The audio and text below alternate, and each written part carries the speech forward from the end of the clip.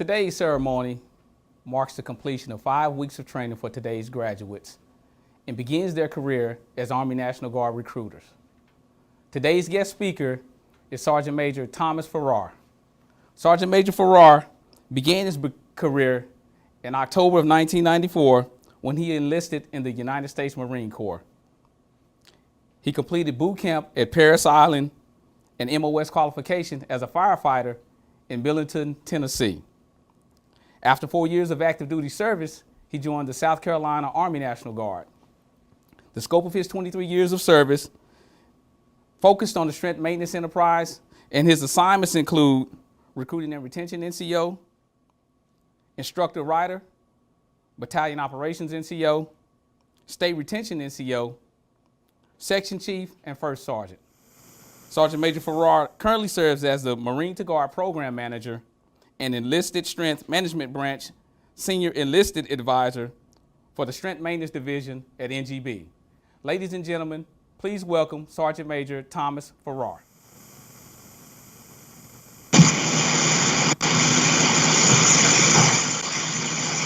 Good morning, class.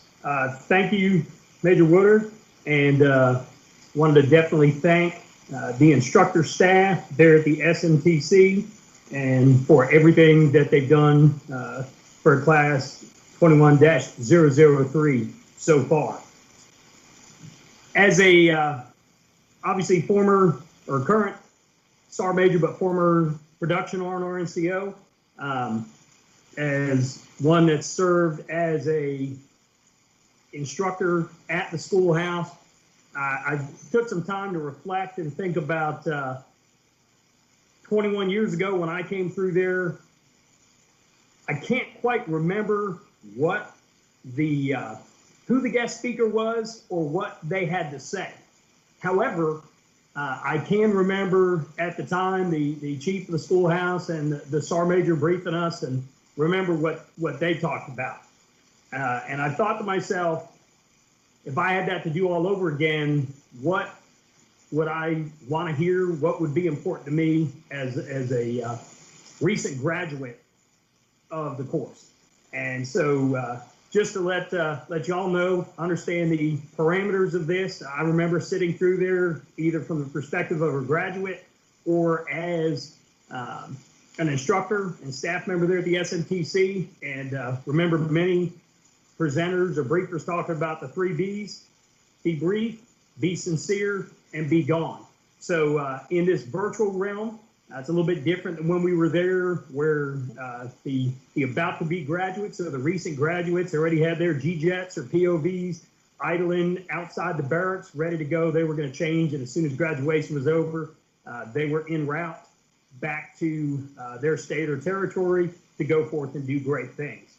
So in the thinking about it from the same perspective, I know wherever you are across the 54, you are standing by and eager to get in that G-Jet, get back behind your tablet, and do great things for the Army National Guard. So on that note, I thought about 3 things that I would talk about. And those 3 things have to do with institutional, being that institutional knowledge, what you gleaned from the schoolhouse in the virtual realm here over the past 5 weeks, I believe it is. The other piece was going to be mentorship and support, and that's going to come in both a personal and professional idea.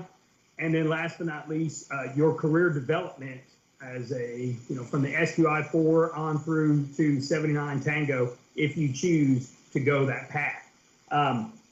So talking about institutional knowledge, when I was there many, many years ago, we used to talk about, only 30% of what you need to be successful out in the field came from the schoolhouse, which means the majority of what it took to be successful you would gain when you got back to your state, working with your NCO support channel and leadership to do great things for the state.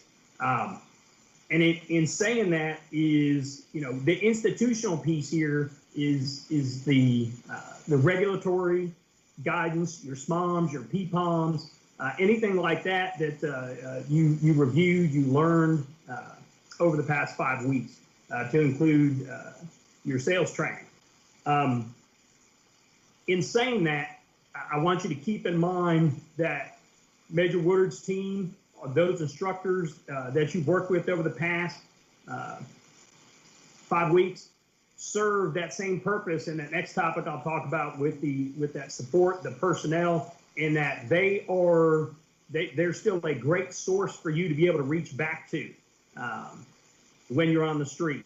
Obviously, you've been dealing with this in the virtual realm, so I'm sure you've got emails. Obviously, we're on Teams, things like that. But to be able to reach back to those gurus, per se, of some things that you couldn't remember. Hey, we hit on this at the schoolhouse. I want to reach back to this instructor and ask them a question. Those relationships begin here, and this is that extension of the strength maintenance enterprise. So I definitely advise as you go forth and apply what you've learned here over the past 5 weeks, don't forget to reach back. Throughout my career, I've reached back even to this day. Some of the individuals that were instructors have long retired, but I've maintained relationships with them. And even at the level that I operate at now as a sergeant major, I will reach back to them for advice because they served in similar positions, but we built that trust many, many years ago. And that is a key piece. One of the things I always used to bring up and had recent experience with a state was when it came to your institutional knowledge and regulatory guidance. Again, it's not knowing it, it's knowing where to find it. So I caution you as you go forth and do those great things.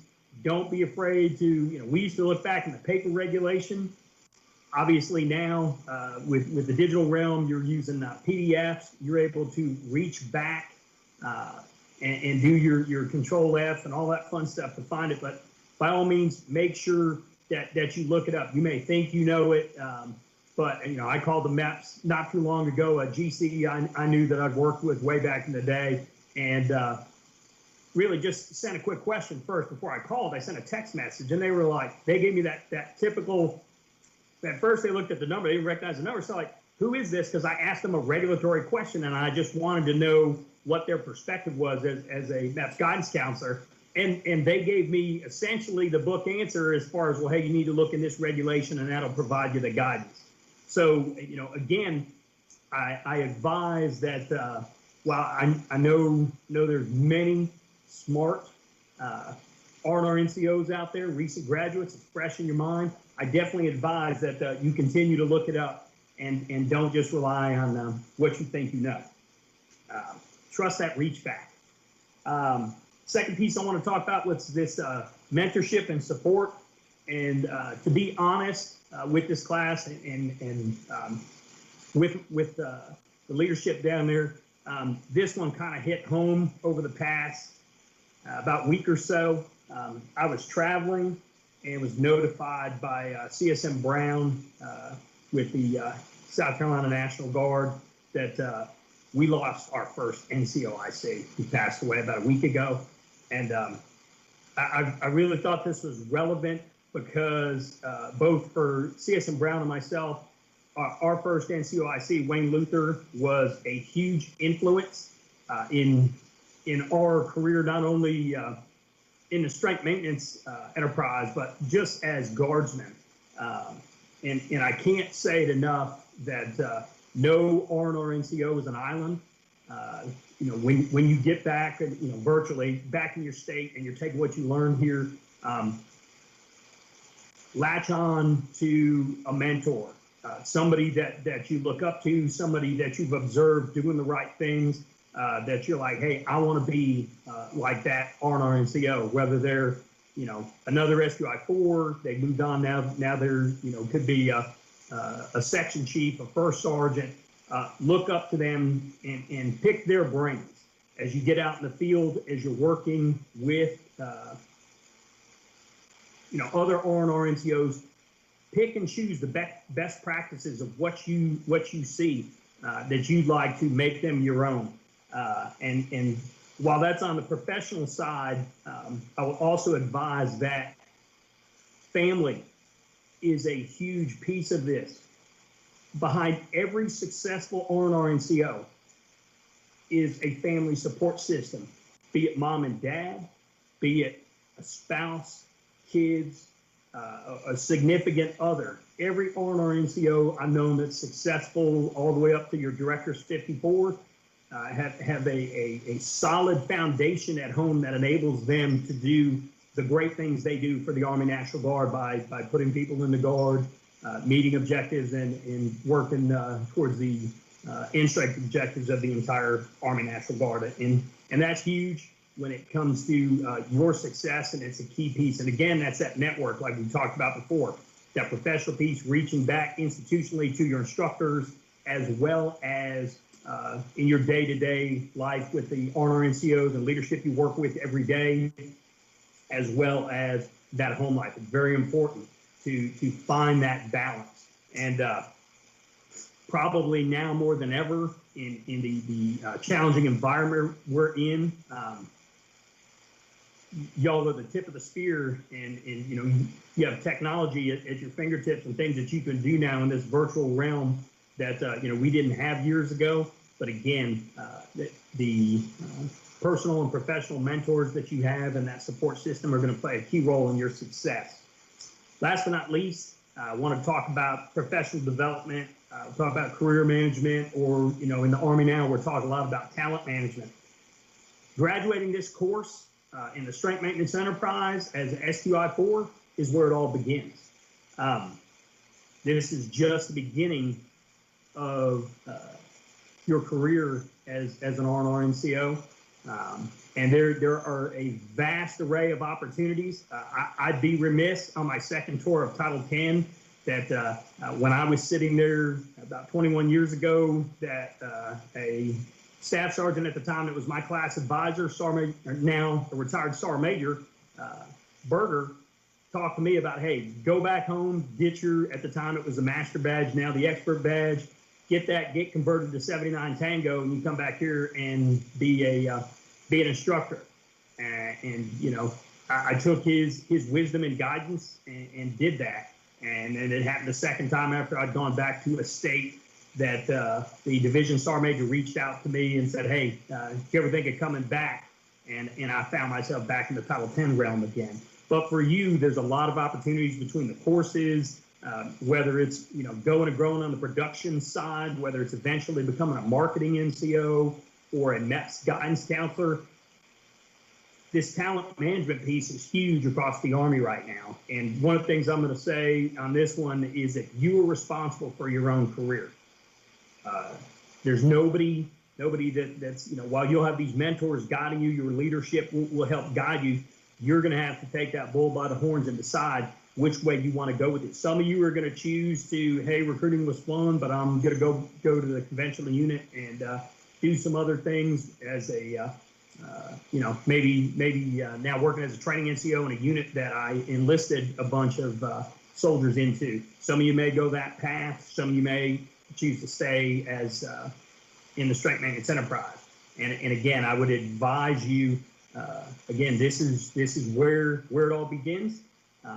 And if you do the right things, if you keep your moral compass pointed in the right direction, you could go and do great things, because somewhere out there in this class, I assure you, is a future RRB CSM or the future Strength Maintenance Division Sergeant Major, and possibly even, we always have, as you can see in some of our leadership, we have former NCOs that have taken opportunities to become officers and continue to serve in the Guard. So those opportunities are out there. Again, take charge of your career, because at the end of the day, you're responsible for it. Having said that, again, it is a privilege to be able to be the guest speaker for this event. Those key things, as far as keep in mind the institutional knowledge that you gained and that support there, your mentors, and personally and professionally, that support system, and then your career development are three key pieces that are going to be critical in your success as a production R&R NCO as you go out there and do these great things. Again, I want to congratulate the class on this tremendous achievement. I look forward to, I sit up here at NGB now and see all these these reports and see all the success stories across the nation. You know, brand new R&R NCOs writing big numbers. So looking forward to seeing that. I'd like to share one of the things that the Sergeant Major that was there when I came through as an SQI4, and then when I initially got there as an instructor, he used to talk about. That was Sergeant Major Burdett. And when he'd do an incoming brief and possibly at the graduation, he used to have a little saying that would go, each of you are a success story waiting to be written. You're the author. Write that success story. Again, thank you to Major Woodard and his staff and instructors for an outstanding job and the opportunity to speak to you today. To the class, good luck, Godspeed, thank you, and congratulations. Major Woodard, back to